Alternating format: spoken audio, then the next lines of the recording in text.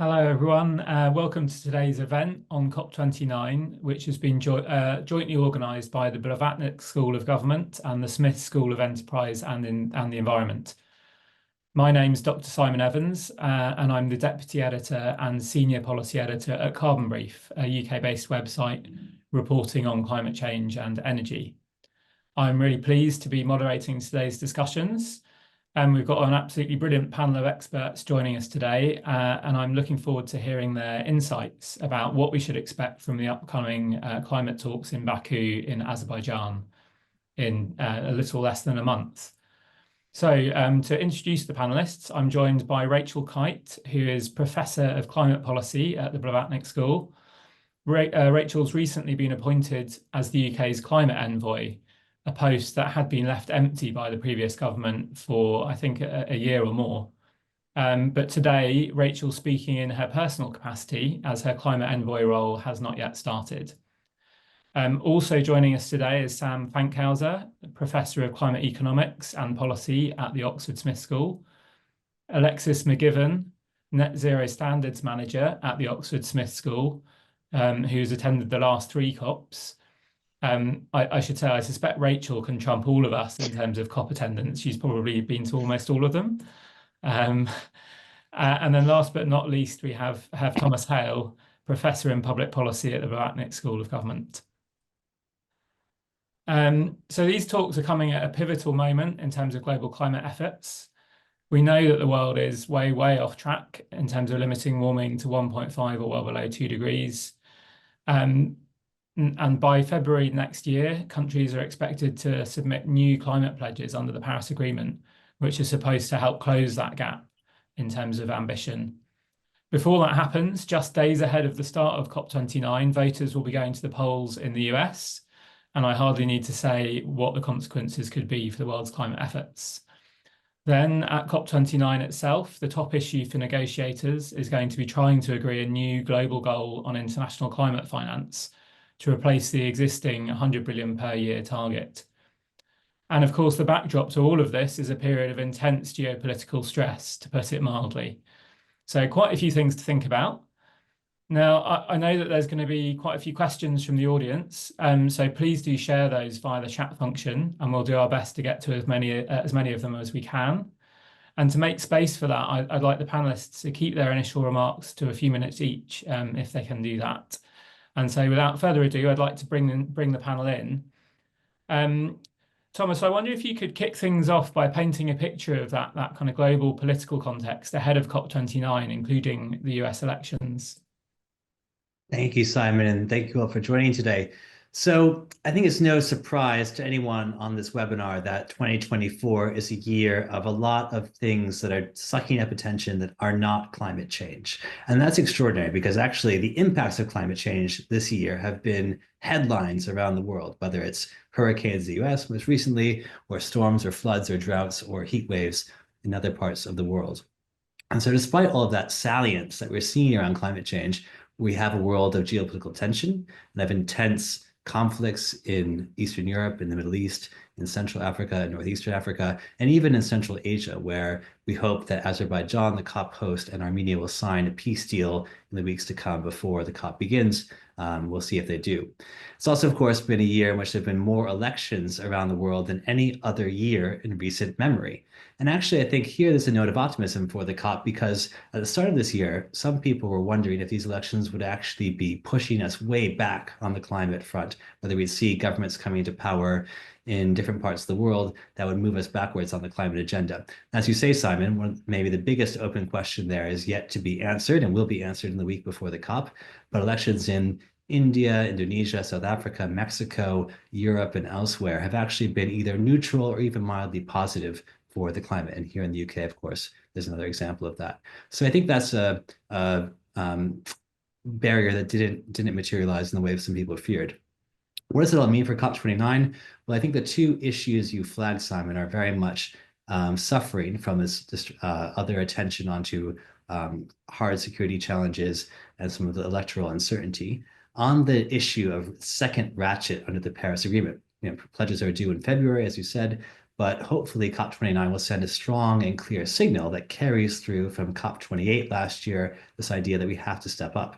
The global stocktake, the kind of big review of collective ambition under the Paris Agreement, said last year in no uncertain terms, we have to see a major ratchet of ambition by COP30 next year. And so COP29 has this key bridging work to do. And a powerful way to help countries gain the confidence to do that is if there is more clarity on how climate finance will be enhanced. And so this new goal being discussed, which of course is a big number of money, but even more importantly, that a system, an credible system for how that money gets mobilized and spent that's fair, accessible, and draws from a range of sources, that needs to be worked out as well.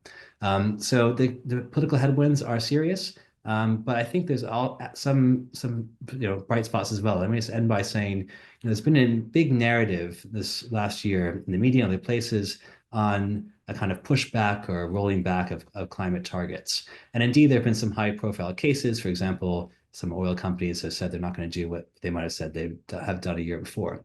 But we have a project at Oxford called the Net Zero Tracker, which looks at net zero targets around the world.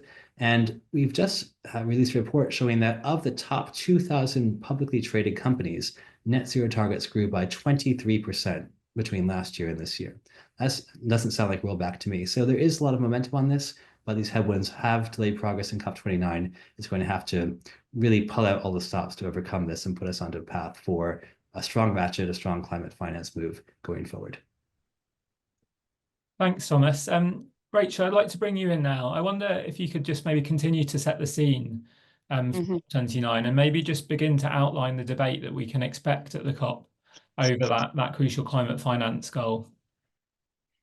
Thanks, Simon. And it's lovely to be here. And just with an abundance of caution, I'm speaking as a professor at the Blavatnik School and not quite as the envoy yet. So I think that a colleague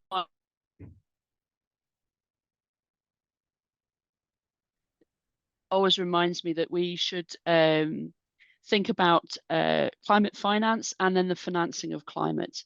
And over the last few years, we've seen an interplay between the climate finance discussions at COPs and then this broader conversation about how do we fund a world that is equitable and fair and cleaner and greener and allows for emerging markets, developing economies to invest in the infrastructure that they need, and allows for advanced economies to retrofit the infrastructure that they have and build their own resilience.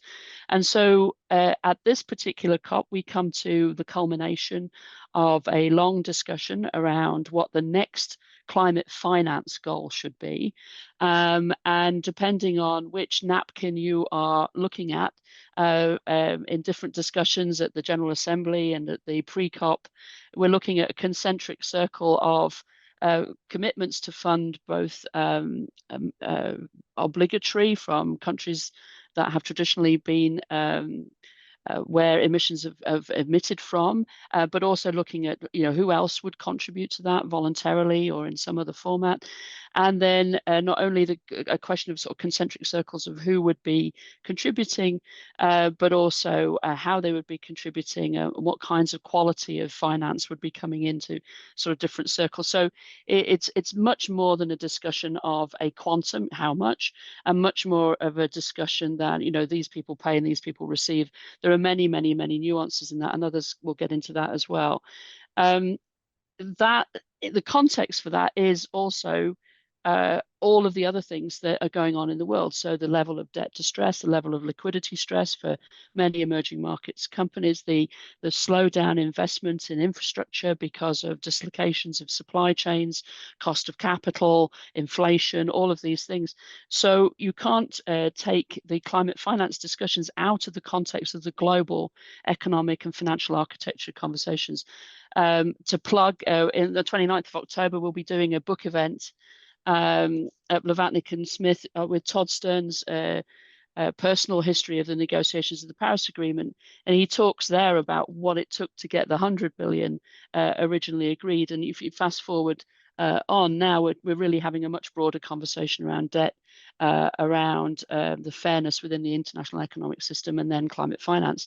So next week, a very important set of conversations will take place in the context of the IMF and World Bank annual meetings, and I will be there on finance, because that is where we get at some of the questions of, is the capital flowing? Is it flowing in the right terms and conditions? Is there enough technical assistance for countries to be able to invest in their own infrastructure? Which brings me to the last point, which is Article 6. So Article 6, negotiations around carbon markets should come to a head. They should have come to a head long before now, but it was expected that perhaps they could have done so in Dubai, but I think UAE took a pass on it. But now the technical work has basically been done, and while not everybody will agree, reasonable people can agree and disagree on where the technical negotiations have come out, there is an expectation that we need to have some kind of agreement, both on bilateral carbon trading between countries, but also in Article 6.4, the rules for markets more generally. That is very much demanded by emerging markets, developing economies who want to see new sources of revenue flowing into their economies, which they can use for resilience and for investment in growth. Also, I think very much demanded by a number of companies who find it hard to imagine how they are going to invest in their own transitions, in the chemical industry or the shipping or whatever. The hard to abate sectors in particular would like to see access to high integrity carbon markets so that they can invest in their own transition. So lots of demand on both from emerging markets and I think from other countries as well. Interesting discussions in China last week at the CCI-CED about where China might want to see the carbon markets discussions go, but all on the table. So I think if we walked out of COP29 with a quantum process around a collective goal and an agreement on Article 6, that would make it more possible to have an ambitious agreement at COP30. If we're not able to reach reasonable agreements on these questions, I think it leaves a very, very heavy lift for the Brazilians and the Azerbaijanis in the next 12 months. Great, thanks for that overview, Rachel. Next, I'd like to turn to Sam. At COP28, we saw, as part of the global stocktake, an unprecedented agreement on transitioning away from fossil fuels, as well as doubling the rate of energy efficiency improvements and tripling renewable capacity by 2030. But heading into COP29, it isn't immediately clear where those issues will sit in the agenda in terms of the official negotiations. Can you give us a sense of where that debate about fossil fuels is going to sit in Baku? Yeah, thanks, Simon. In terms of the sort of the COP sweepstakes, I have to admit I'm quite the COP outsider. I literally only go every 14 years, so this is my third COP, and I do go to Baku for a change. But from that sort of perspective, yeah, you're quite right. We've sort of seen, I guess, 4 COPs worth of fossil fuel language drama, from phasing out versus phasing down in Glasgow to last year, where we sort of talked about the beginning of the end of fossil fuel. So there's that sort of sense in the negotiation room that something's been achieved. The question is how that translates into the real world, as it were. And as you said, it's not obvious if you just look at the COP agenda and the things that will be talked about where fossil fuels actually sit. The presidency has made clear that the transition away from fossil fuel in a fair way is one of their objectives. So somewhere it does fit. You can ask what the sort of the just and the fairness is that the Azeris have in mind. Whether it's fairness to the producers, or the fairness to the workers, or the fairness to the world, we don't know. But it is there on the agenda, or not on the agenda, but sort of in the air of the negotiations. I think of it as sort of 3 layers, if you will, where fossil fuels might sort of feature in Baku and beyond. The sort of the direct layer is how will the whole fossil fuel debate, transition away from fossil fuel, actually impact the core business of the negotiations. And I think the most tangible way there is, as I think Tom alluded to, the sort of the move to the next set nationally determined contributions of NDCs, which will have to start sort of trickling in soon after Baku and sort of should be on the table in the course of next year. And obviously in the NDC is where countries can put sort of tangible commitments alongside the objective of Dubai. We'll have to see just how much of that features in NDCs. I would imagine there will be sort of a bit of a sort of a dynamic in terms of how the NDCs are being rolled out. There will be a sort of a set of ambitious early movers who want to sort of set the tone and the agenda and set, put the bar high.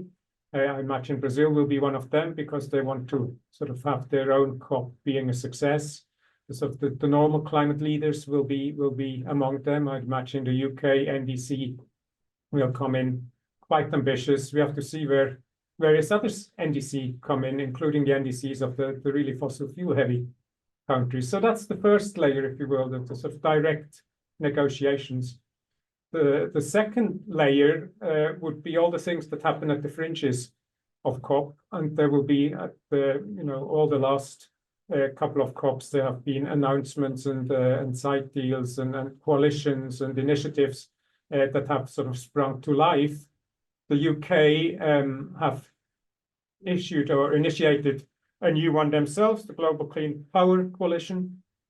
Maybe Rachel can educate us what the difference is between that and powering past coal, which was the sort of the prior initiative. Maybe it's just one government has one name and the previous government has another name. But there is a sort of an initiative coming that might be discussed at the sideline of COP, and that's the second layer. The third layer is the one that matters for me, and that's sort of in a sense how the words of the negotiations translate into actions that happened in corporates, in countries, and in amongst decision makers. The UK can hopefully play a bit of a leadership role there. We are proud of the fact that we have got coal out of our power sector. It's not strictly true, I've been told, because we're importing a little bit of electricity from abroad, which has coal in it. But there's a sort of a blueprint of how that might happen. More broadly, the story of fossil fuel phase down, phase out is one of phasing up or scaling up the alternative, and we see a lot of action there. We've recently done a survey of clean energy entrepreneurships in Africa, and there's over 2,000 Africa and South Asia. There's over 2,000 of them, so there's sort of a vibrant community of dynamic, innovative entrepreneurship that's emerging that we can nurture to sort of create the alternative to fossil fuels, and that has to go together with the phasing down, the phasing out, the transitioning from fossil fuels, which is sort of more a question of breaking the habits that we have, the baked in trajectories, the path dependence that we have on using fossil fuels. Let me stop here and back to you, Sam. Thanks, Sam. Just to wrap up this opening segment before we move on to questions from the audience, I'd like to turn to you, Alexis. Can you give us a sense of what a good COP outcome would look like, and how you think things will actually play out on the ground across the 2 weeks in early November? Thank you so much. And some of my fellow panelists have already touched on this, but just to give a context of what actually happens at a COP, there's obviously the negotiations, and chief amongst them, kind of chief priority for this year is the new collective quantified goal on finance, as Rachel and others have spoken about. Then we have the political commitments that are led by the presidency. So last year, this included things like the Climate Health Ministerial and the Global Cooling Pledge. And this is really the jurisdiction of the presidency, which this year includes, for example, the COP Truce Appeal, so trying to connect peace and climate action, as well as the Climate Finance Action Fund, which is contributions from fossil fuel producing countries. And so just thinking about what the remit of the presidency is to have political commitments there. And then we have this third, what some kind of call the trade show of COP, the exhibits and the side events that are really about fostering and encouraging non-state actor action and building partnerships. Others have already touched on the finance, but I really want to talk about the momentum for the next round of NDCs, and particularly in the context of trying to close the gap between climate and nature negotiations. As we know, COP16 will be happening starting from next week in Cali in Colombia, and there's an increasing movement to try to connect the nationally determined contributions, national adaptation plans, and the NBSAPs, which is the National Biodiversity, I'm going to lose the acronym, but adaptation plans as well there on the National Biodiversity Strategies and Action Plans. There we go. And so just making sure that we're meeting the obligations under the Kunming-Montreal Global Biodiversity Framework, which also includes mobilizing international finance for nature and making sure that we connect those goals to what we're doing on climate. The other thing that will be important for not necessarily this COP, but certainly by COP30, as others have touched on, is the submission of NDCs that are 1.5 aligned. So there's a risk of sort of 1.5 washing, that we submit NDCs without really a clear sense of what a 1.5 aligned NDC would actually look like. So, some civil society and others, experts have suggested that a 1.5 aligned NDC would include, for example, the ending the expansion of fossil fuel production, having clear adaptation and loss and damage objectives, having specific reference to the UAE consensus on tripling renewable energy capacity and doubling down on energy efficiency. And as I mentioned, making sure that there's a clear link between climate and nature. So that's kind of top of mind at the moment, and as well as following up on the first outcome of the first global stocktake, which happened last year. So making sure we have strong implementation of the UAE consensus, and as Sam mentioned, a real strong place for fossil fuels to land this year. That's great. Thanks, Alexis. So we've already got a bunch of questions, but I'd encourage you in the audience to send some more in if you would like to hear the panel answering them. So I'm just going to go to one of the first questions. Alexis and Sam, you already mentioned this, that the COP presidency every year launches a bunch of presidency-led initiatives. I feel like possibly COP26 in Glasgow was a kind of peak of that. I remember fellow journalists kind of running around madly as yet another press release landed on their desks, trying to work out what was going on. But coming back to the question, what are the panelists' views on the relevance and importance of these initiatives to the COP negotiation process? And I guess in particular with the view to the next round of NDCs, there's the potential to really tie those informal initiatives into the formal Paris Agreement process by referencing them in those new national pledges.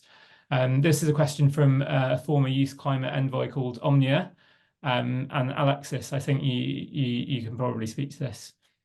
Yeah, sure. I'm happy to talk on this in the context, for example, of the Climate Health Ministerial, which happened at last COP at COP28. So the value of having these presidency-led initiatives is that it provides a space for something that is not on the agenda and doesn't neatly fit into the agenda to be discussed and centered at a COP. So, but it also means that the presidency has control over how that's framed and dealt with. So the Climate Health Ministerial, for example, was praised last year for being the first formal inclusion of discussion of health and sort of the limits of adaptation in health, but it didn't discuss the context of fossil fuel phase out when it came to health impacts of climate change. So I think there are benefits to having the presidency centering certain topics, but it also means that there's sort of the political lens that they take on it. And the presidency does have a lot of control over, for example, how things are framed and how the agenda is discussed and pushed. So, for example, having the Azerbaijani initiative this year on the connecting of peace and climate action is very interesting in the context of many global wars that are escalating in violence and intensity. It provides a space to center that, but it also, there's always the political lens to it. Thanks. Tom, I think you wanted to come in on this one as well. Just to underscore Alexis's point, this can be a very productive thing that presidencies do. We're in a huge implementation gap where we need to have much more action in specific sectors on different policy areas. And sometimes an international initiative launched at a COP can be just a thing to bring together some concentrated effort on that. To do that, though, they need to be, have resources, to have a secretariat, to have a plan, to have real substance to them. And too many of them, unfortunately, are just kind of press releases. We did a study actually looking at all the big initiatives launched at different climate summits from 2014 through to COP21. And that showed of those 300 or something so initiatives launched at those different summits, about 2/3 of them did have substantial outputs after they were launched, a third didn't. So there is some wheat and there's some chaff, and it's important for us to sort between the two. Great, thank you. I'm going to go to there's a couple of questions coming in about the finance goal. So Ed King from GSCC says, it looks like we're heading for a split NCQG, which is the new collective quantified goal on climate finance. That's one of the wonderful bits of COP acronyms. So he says heading for a split goal with a baseline in the billions and a sort of a headline goal in the trillions. What do you think is the key to ensuring that this delivers for the world's poorest and is not just another superficial target? And if I could join that together, there's a question also on the finance goal from Damien Carrington at The Guardian. He says, what do you think would be a good outcome on the finance goal? Would it be a headline number of $1 trillion a year or so? Would it be an agreement on the blend of loans and grants or public and private money, or agreement on some sort of delivery mechanism? Rachel, I don't know if you would like to take on those two questions. It's obviously a tricky one. Okay, well, given that some of the questions came from the media, I will repeat that I am speaking as a professor, and Tom Hale actually runs a very, very good simulation with our MPP students at Blavatnik, and they managed to get to 1.3 trillion last July as they simulated the negotiations around the goal. I don't know where we'll end up in Baku. Our students will not be negotiating for the most part, but I think it's a package, and so with a package, nothing is agreed until it's all agreed. And so the quantum, the who pays in and what that looks like in terms of it being obligatory or mandatory or being voluntary, how they pay in what form that payment can come, who else can voluntarily pay in, what other kinds of monies or finance could potentially count. And then the transparency around that, and then who can draw down from it. Nothing will be agreed until it's all agreed. And so when I referred to sort of some complicated spidergrams and concentric circles on napkins at the UN General Assembly, I think that represents the complexity of all of this. I wouldn't characterize it as a split. I think it's sort of like a drop-down menu, and depending on who you are and where you are in the world, and we're emerging into a world where people who may take from it may also contribute to it, right? I mean, this is a very different world than 1992 or 2015. So how it will all emerge, I don't know. I think the mood music is that there is a sort of determination to come to a reasonable agreement. And so one has to be optimistic that we can do this. And as I said, the only other thing to say is that if we don't, we're just stacking up. If we don't reach some kind of reasonable agreement, we're just stacking up complexity onto the plate of the next presidency. And of course, everybody's hoping that at COP30 we'll be able to focus in on the dynamic relationship between nature and climate, which brings with it a whole host of other issues of finance, in particular the valuation of nature and how we value it within the economy. And that is worthy of a very fulsome, rich discussion. And it's going to be very difficult to do that if we haven't landed this kind of agreement on the NCQG. So maybe a frustrating answer for the journalists on it, but I I think the mood music that I picked up in New York, we'll see also, I think, what the mood music is like in the margins of the annual meetings next week. There's a determination to get this done, I think. Thanks, Rachel. Sam, I think you were going to come in on this one as well. Yeah, just briefly to complement what Rachel said, and sort of add a little bit of maybe big picture context. I mean, it isn't just that the climate finance isn't flowing to places like continents like Africa. It's finance of any type isn't flowing very bountifully to those places. So it's not just a sort of a climate finance problem. I would say it's a problem of foreign direct investment and international financial flows more generally.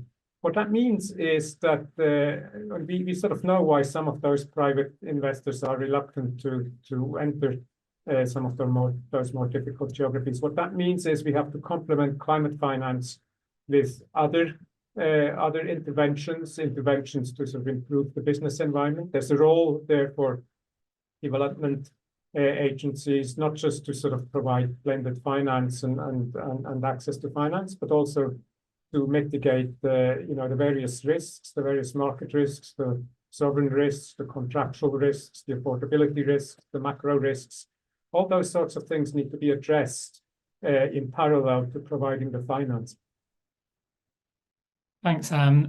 Alexis, I think you wanted to add something as well.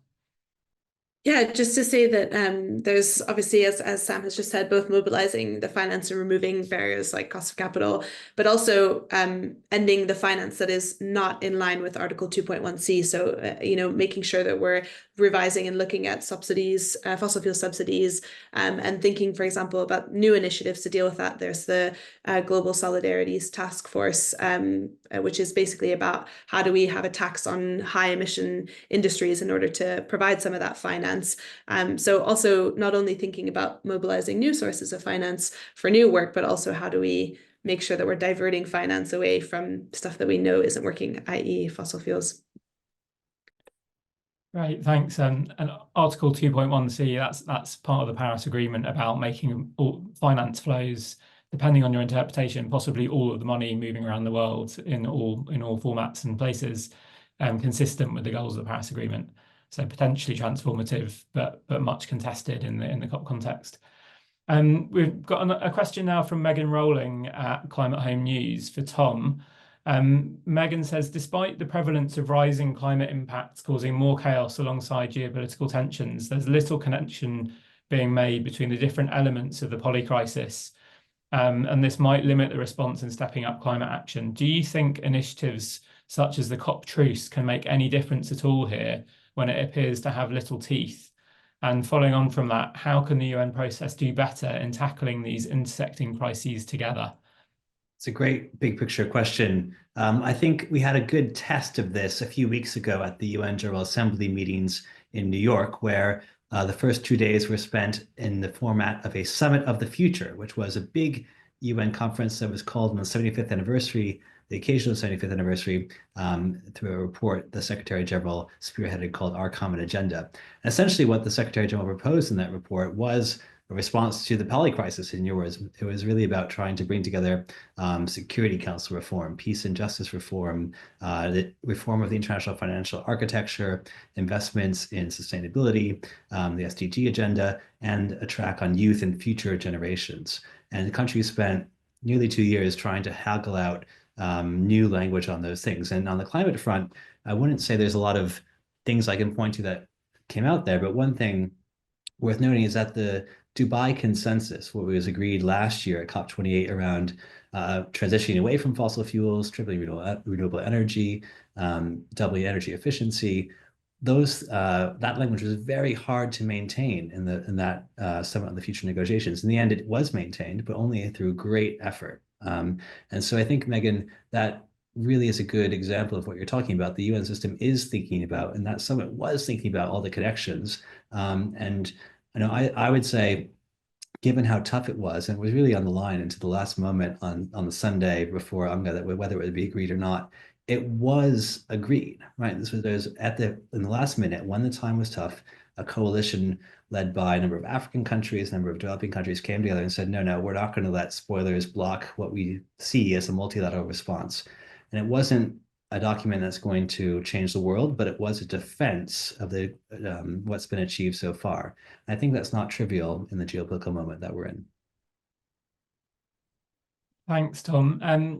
I've got another question from Ed King here, which is a bit greedy, really, but I quite like to know the answer, so I'm going to ask it anyway. How would you rate the Azerbaijan presidency of COP29 so far? What would you say they've done well? And I guess there's a kind of question hanging after that, which you can guess. Don't know if any of you feel like you'd like to answer that. Rachel, you look like you're about to say something. Well, so, I mean, I don't think you can. I don't think any grade matters until after the COP, really. And of course, we have this bizarre system whereby the COP, you become the president at the COP and then for the year afterwards, whereas everybody treats you like you're the president for the year running up to it. And we also have to take into account the fact that the UAE sprung the idea of a troika on the UN. And so now there is this troika, so the past, the current, and the future presidencies. So I think it's been, it's been a complicated sort of moving around of cards on a table for the year. So I think there are bigger questions about how the COP process works, and there's some interesting discussions. I think, Lawrence Tubiana and others have sort of started looking at, Paris 2.0, or what kind of process do we really need going forward? And you could argue that COPs play an important role in sort of pulling everything to pulling all the threads up to a peak once a year, and so we have the sort of scramble to make big announcements or new working coalitions or new issues, as Alexis was saying. But really we're into the grind of implementation now. So it's the day in, day out, all points of government pointing in the same direction, using the levers of government across all, whether the IMF or the World Bank or the Summit of the Future or the Plastics Convention or it's all just got to be pushing in the same direction. And so how do you organize that? And I think that's the big question. So Azerbaijan, points out of 100. Let's wait for the COP to be over. But I would refer people to, I think, an important editorial in the Financial Times, just pointing out what it means to be a host of a climate conference these days, and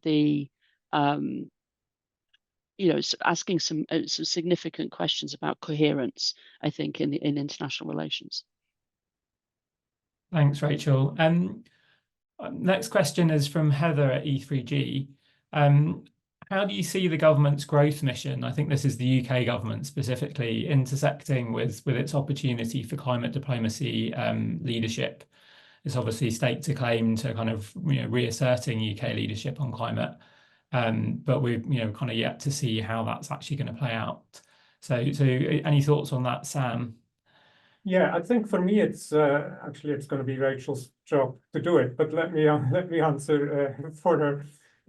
For me, it's sort of an opportunity to demonstrate that you actually can reduce emissions and pursue growth objectives at the same time.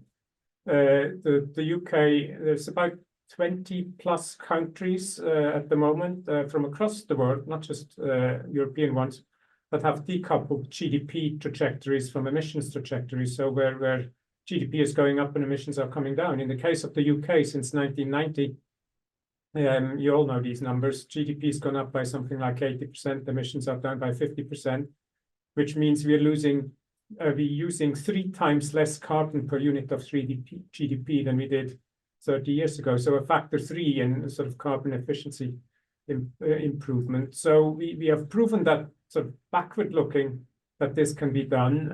I sort of feel forward looking it can be done as well, and the UK diplomacy can sort of showcase those achievements.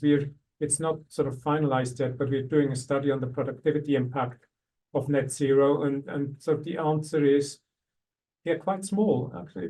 They're probably marginally beneficial in sectors like energy, but overall they're quite small, which sort of means you can pursue net zero without having to worry unduly about what you do to the economy. Thanks, Sam. Obviously, it's going to be an interesting period for UK climate policy watchers. We've got advice from the official advisors, the Climate Change Committee, coming not long before advice on what the UK's NDC for 2035 should actually be, and that's coming not long before the COP. I'm not quite sure on the timing of how quickly the UK will turn that around into an actual official pledge. Perhaps Rachel can fill us in on that, but I think we're assuming that Rachel's pulling all the levers, which is probably a bit unfair. So yeah, I'm going to go to the next question now, and this is from someone called David. And he's asked if you could explain how NDCs cascade down into the corporate sector. So, for example, how he asks, would NDCs in petrostates impact the oil production of oil and gas companies in those countries?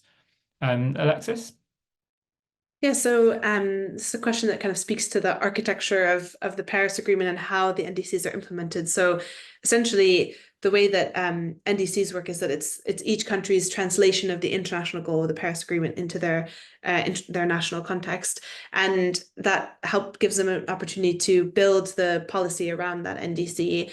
And so it's partly a chicken and egg question. What comes in the NDC will also then create the policy environment for implementation. So a good NDC is developed with all stakeholders at the table. So if there's a prominent oil and gas industry in a country, they should be part of the consultations to develop an NDC, and that there's no top-down obligation from the UNFCCC to actually implement these NDCs. It's more the diplomacy angle of submitting an NDC and then not following through on it. There's international pressure to actually meet the goals that you've set in your NDC.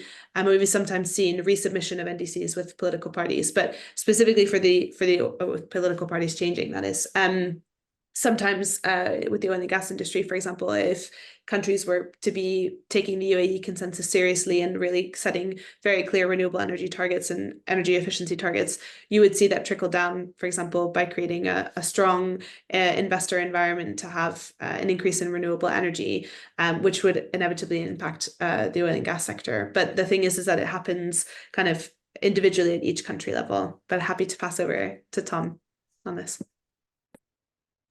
Sure, happy to jump in. So I think it's a really important question. These are nationally determined contributions, but what the economy does often depends on what other actors do, particularly the private sector, but also subnational governments in many cases. So national pledges, of course, should be directing the whole economy. What I think is really interesting is how the whole range of actors across society have taken up the Paris goals as their own. And we saw this happen really vigorously just after the Paris Agreement was adopted. We saw it again through the spread of net zero targets around COP26. And now I think we're seeing it really in the implementation work that's so critical now. And so if we have a US election that goes in the direction where the federal government moves away from climate policy, I think it's really important to remember what happened in 2016 when that exact situation occurred. What we saw is huge chunks of the US economy, giant states like California or New York, huge chunks of the business community say, we are still in. That was the coalition they formed. And I expect we'll see much a stronger version of that should that outcome happen this time. So NDCs are national documents, but this climate commitment is actually embedded across society as a whole. And that makes it more resilient to some of the electoral changes that Alexis is talking about. Can I just jump in? I think that one of the sort of features of the period between Paris and today is, in particular, in sort of driving the financial sector behind an NDC, is that I think a lot of architects of Paris thought that governments may act to regulate more quickly than they actually have. And so the period from Paris to now has been marked by an extraordinary number of voluntary initiatives to sort of try to harness the financial sector and parts of the private sector behind the Paris Agreement. And I think we're getting to the point where the path from voluntary to mandatory has to be very short. And of course, the EU has moved in that direction, and we have bits and pieces of regulation popping up in different jurisdictions around the world. They aren't necessarily very well aligned in some cases, and it becomes very clunky especially for global business and global finance. But one of the marks of the next period is going to have to be government stepping in and putting the guardrails up, and regulating and administering the financial sector in behind the ambition in their NDCs, because I think that's perhaps this period of voluntary action is important, but it's perhaps beginning to become a ever diminishing circle in terms of return. And there's a really important report coming out at COP29 with something called the Climate Policy Task Force, which the Secretary General created or announced at the last COP. So watch this space for exactly knowing about the progress and the important trend Rachel underscores. Thanks. We've had quite a few questions about Article 6, which does have a tendency to become quite sort of technical and tricky, but I'll try and wrap up a few of the different questions that have come in and see if we can get some thoughts from the panel. So one person has asked, says it seems likely that there will be a strong supply signal from developing countries in terms of offering carbon credits. But what's the sense of the demand signal, particularly given the context that the EU's not planning to use Article 6.4, the international kind of carbon market under the Paris Agreement? And then we've got a couple of questions along the lines of what are the kind of the key obstacles or the key enablers that will be required for that agreement on Article 6 to finally be reached in Baku. Rachel, I don't know if you want to jump in on that. Yeah, I mean, I think that the demand signal is that in the process of transition, it is difficult for, in particular, I think, for companies in hard to abate sectors to meet their interim targets on a net zero target without some use of carbon markets. Now, there of course is, over a stage left, a big discussion about, whether we can use markets or not, etc. But I think that not having that webinar today, I think that's where the demand signal comes from. What's been muting the demand signal is concerns about the quality of the credits and the issues of high integrity on the supply side. But I think the work of ICVCM and others has really gone a long way actually, to being able to answer that. And I'll come back to that point. And then I think the other muting factor has been the sort of green hushing that's going on in response to attacks from the right. And that's real. And I think it's measured and substantial. And so I think what companies are looking for is a signal from governments. Yes, you should use the markets. Yes, this will count. Yes, you will not get penalized, etc. And then I think companies would also like to see clarity from some of the sort of other bodies that have been put into the landscape on the voluntary side as well.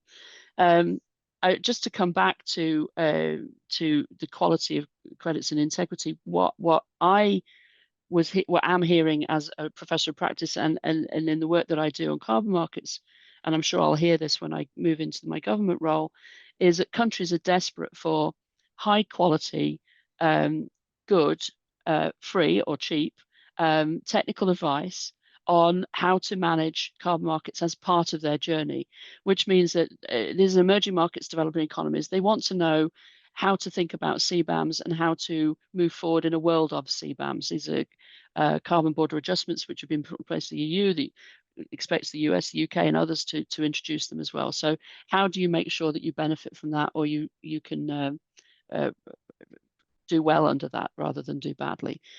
How should you understand the voluntary carbon markets and what should you be building as infrastructure? How should you be managing Article 2 requests? And then how should you be positioning yourself either for carbon trading schemes or your own carbon taxes, and then these bilateral sort of vertical levies that Alexis was talking about that might start to come into place. And I think the reason they're asking for that is because the World Bank Group works with some countries, but not all. The IMF provides some advice, but depends on where you are, that you may be getting different advice from the World Bank team and the IMF team. You might be getting different advice again from a regional development bank or from a private consultancy or from an NGO coalition. And I think countries know that they need to make carbon markets work for them, but they need a lot better quality and easily accessible advice. I would expect that this will be a conversation that will be happening next week as well in Washington. Thanks, Rachel. And Sam, I think you wanted to come in briefly on this one.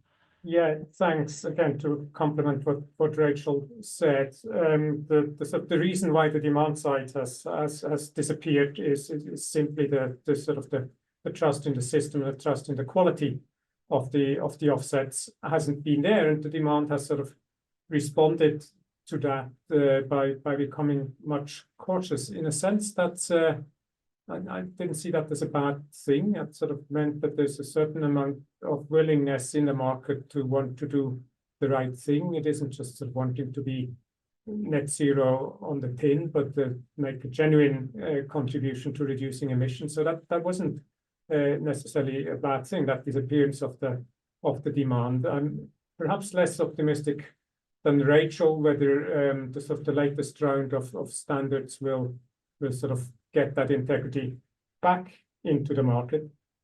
But that's sort of what we need to sort of create the opportunity. I agree, it could be an opportunity for developing countries, but it can only be an opportunity if high quality offsets are being delivered. A lot of what developing countries have on offer, in a sense, are sort of niche offsets might be a nice way of putting it, or the wrong offsets might be a less nice way of putting it. There's a lot of land-based avoided deforestation, reforestation type credits around, which can have, if done well, can have nature as well as carbon positive. If done badly, they don't. But we have to sort of worry about the permanence of that carbon offsetting, the sort of whether we have the equivalence between the emissions that will be in the atmosphere for hundreds of years and the trees that might be subject to a wildfire, a pest, or a person with a chainsaw, and the permanence might not be there. So we have to sort of move the sort of the offer from developing countries to meet the future demand. And the future demand, according to the Oxford offsetting principles, which some of you might have heard of, that we are very proud of, would sort of call for a like-for-like offsetting. So there's a role for those avoided deforestation, reforestation offsets, but only to compensate for land-based emissions where that permanence is more likely to be, or that equivalence is more likely to be there. If you want to offset energy-based emissions, you have to move into geological storage, removal and geological storage of emissions, which some developing countries can also do, but it's a much more narrower pool. Thanks, Sam. Alexis, I think you wanted to say something briefly about the permanence issue. Yeah, Sam has well covered it, but just talking about the risk of reversal and making sure that is still kind of an open question within the Article 6 negotiations, given that many of these, the main integrity concerns are over additionality and permanence, and we don't yet see a solution for that. But Sam has well covered it, so thanks. Great. I think we've probably got time for one last question if we get through it briefly. So there's quite a few questions that we've had about transparency and accountability.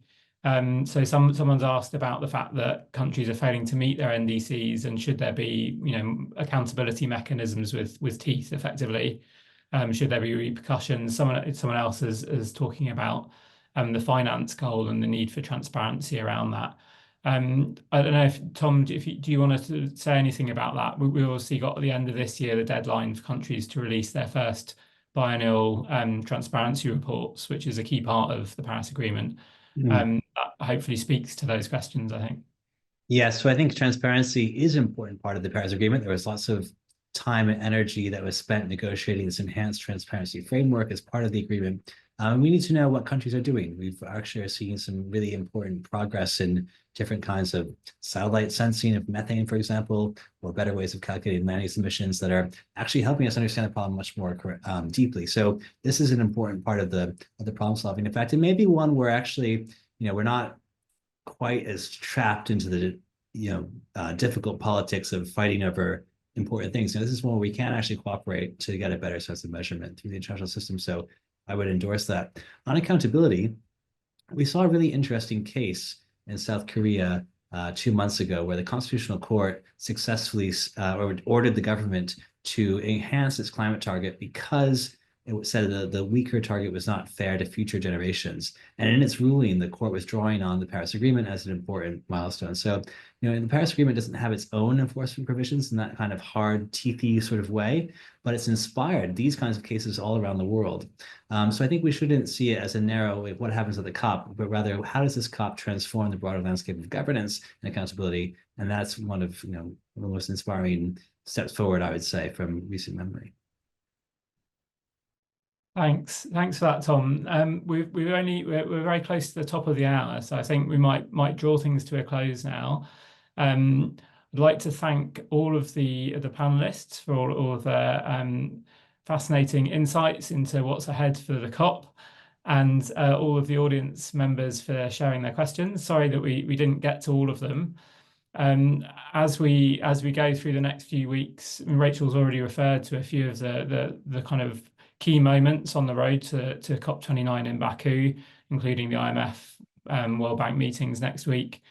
And then obviously, ahead of the COP, Carbon Brief, I shouldn't miss this opportunity to say, we'll be publishing a number of articles helping those viewers of the COP and visitors to the COP navigate what's obviously a very technical process. So we will be publishing a tracker so that you can keep track of all of the documents that are published through the meeting, and also a handy grid showing which countries want which different things for each of the key topics that will be under negotiation at the talks. And so with that, I'd like to thank everyone again for joining us today, and thanks again to the panelists. Thank you all. Thanks very much.